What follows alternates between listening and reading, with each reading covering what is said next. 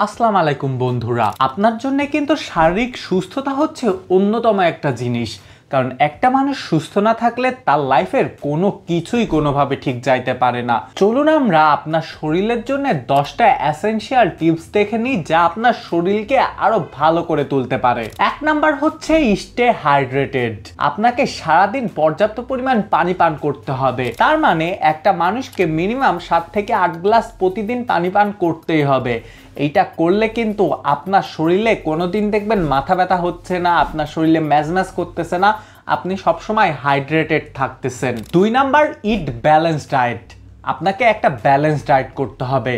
এর মধ্যে আপনাকে সব রকমের খাবার খাইতে হবে, যেমন ভেজিটেবল বা বিভিন্ন রকমের হেলদি ফ্যাট, প্রোটিন এবং হোল গ্রেনস জাতীয় খাবার, যেমন রুটি খাইতে পারেন, ভাত খাইতে পারেন, এইসব খাবার খাইতে হবে সবসময়। 3 নাম্বার, এক্সারসাইজ রেগুলারলি।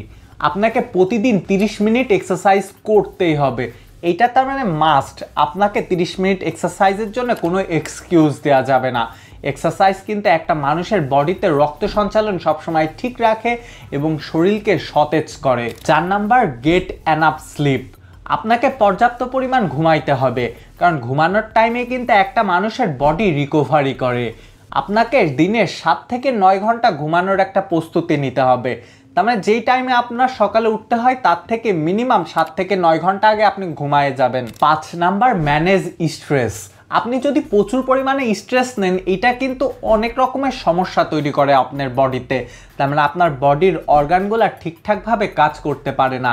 এর জন্য স্ট্রেস ম্যানেজ করার জন্য আপনি মেডিটেশন করবেন বা ডিপ ব্রেথিং টেকনিক ইউজ করবেন। এতে দেখবেন আপনি কিছুক্ষণ পরে আপনার স্ট্রেসের থেকে রিল্যাক্সেশন পেয়ে যাচ্ছেন। 6 নাম্বার, প্র্যাকটিস গুড হাইজিন। আপনি যখনই বাইরে গেছেন, বাইরে থেকে আসার পরেই আপনার হাতটা ওয়াশ করে নেবেন। রাতে ঘুমানোর আগে এবং সকালে উঠে দাঁতটা ব্রাশ করবেন। খাওয়া দাওয়ার পরে দাঁত ফ্লস করবেন। এইসব কিন্তু একটা হেলদি হাইজিন রুটিন মেনটেন করে। 7 number, limit alcohol and avoid smoking. আপনাকে অ্যালকোহল বা স্মোকিং জাতীয় কোনো কিছুই করা যাবে না। এইটা মূলত আপনার বডির জন্য ক্ষতি। অ্যালকোহল খাইলে কি হয়, আপনার বডি ডিহাইড্রেটেড হয়। স্মোকিং করলেও কিন্তু আপনার ফুসফুসে সমস্যা দেখা দিতে পারে।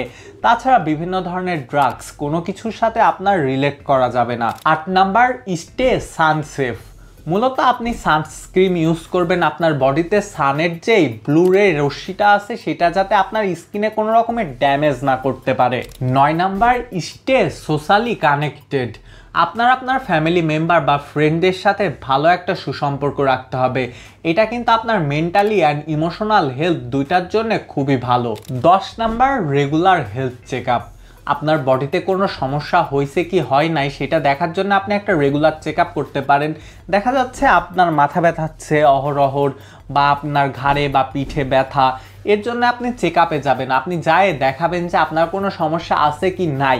না থাকলেও জিনিসটা দেখানোর চেষ্টা করবেন, কারণ যদি সমস্যা থেকেই থাকে সেটা কিন্তু ধরা খাবে, আর না থাকলে তো এটা আপনার জন্যই ভালো। অ্যান্ড ফাইনালি এক্সট্রা একটা টিপস, আজকের দিনে কিন্তু মানুষের ভিটামিন ডির অনেক শর্টেজ হয়। আপনি দেখবেন যে আপনার ভিটামিন ডির কোনো শর্টেজ হচ্ছে নাকি, কারণ ভিটামিন ডির শর্টেজের জন্য কিন্তু গ্যাসের সমস্যা বা আপনার মাসল কার্ভিংস অনেক রকমের কিছু হইতে পারে। এর জন্য সকালবেলা উঠে বা একদম বিকালের রোদে একটু যায় দাঁড়াবেন, এটা কিন্তু আপনার ভিটামিন ডি শর্টেজটা পূর্ণ করে দেবে। মেইন কথা, এই 10টা জিনিস ফলো করলে কিন্তু আপনি আপনার লাইফে একটা হেলদি থাকতে পারবেন, তাহলে হেলদি রুটিন মেনটেন করতে পারবেন। যাই হোক, আমার আজকের ভিডিও পর্যন্তই। দেখা হবে পরে কোনো ভিডিওতে। টাটা, আল্লাহ হাফেজ।